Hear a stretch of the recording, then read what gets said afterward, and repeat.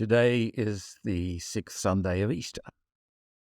Our Gospel text is John chapter 14, verses 15 through 21. This text is part of a longer piece of John's Gospel known as the Farewell Discourses, in which Jesus prepares the disciples for his departure.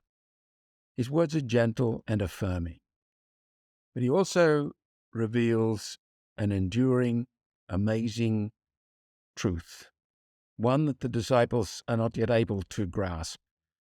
They must wait, and in the light of the resurrection, it will grasp them. And the truth is the indwelling of the Father, the Son, and the Holy Spirit in each and every one of us. Recall the words of John's Gospel today. The Spirit of truth abides with you and is in you. You will know that I am in my Father, and you in me, and I in you. This is a communion of life. Not only a communion with God, but a communion with each other. And this is echoed in chapter 17, the priestly prayer of Christ. Listen as Jesus prays over the disciples. I ask not only on behalf of these, but also on behalf of those who will believe in me through their word, that they may all be one. As you, Father, are in me, and I am in you, may they also be in us. Jesus prays that prayer over the disciples. We may consider it also a prayer over us, each of us. May they be one, as you and I are one, Father, and they are one in us. Jesus reveals an enduring and intimate presence of the I Am, revealed to Moses on Sinai. This is preposterous. Rationally speaking, this can't happen, but it does happen. Faith opens us to horizons beyond the very small limits of the rational mind. We believe. We are grasped by this truth, taken hold of, as St. Paul says to the Philippians. Beyond any words, beyond any thoughts, beyond any images, God is more intimate to me than I am to myself. Awareness of this indwelling Trinity is the source of our happiness, our true peace. It's also the source of our moral life. The indwelling Trinity gradually, if we cooperate, shapes our whole beings, all that we are and all that we do.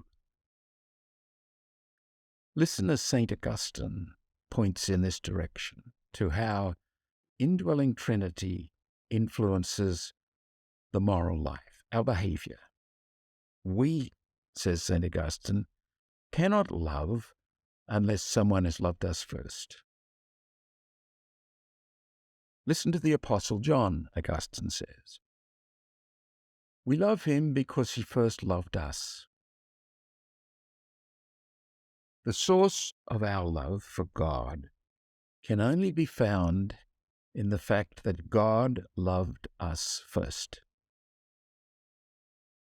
God has given us himself as the object of our love, and he has also given us himself as its source. So that the aim, if you like, the intention of the love is in fact the source of the love. It is God himself. Augustine goes on, what this source is, you may learn more clearly from the Apostle Paul, who says, the love of God has been poured into our hearts. This love is not something we generate ourselves. Let me repeat that. This love is not something we generate ourselves. It comes to us through the Holy Spirit who has been given to us. In this light, let's recall the words that come at the very end or after the parable of the vine, where Jesus says, "This is my commandment, that you love one another as I have loved you." Bear in mind Augustine's words. We cannot be the source of that love. What's in fact implicit in Jesus' command is to take up the gift that is given, to allow the love that has been poured into your heart, the life of the Father, the Son, and the Holy Spirit already there, bearing united witness, as St. Paul tells the Romans in chapter 8, verse 16, that you are God's child. That love is there. It is available, ready to be manifest in the world through us. Again, St. Augustine, this love is not something we generate. It comes to us through the Holy Spirit that has been given to us.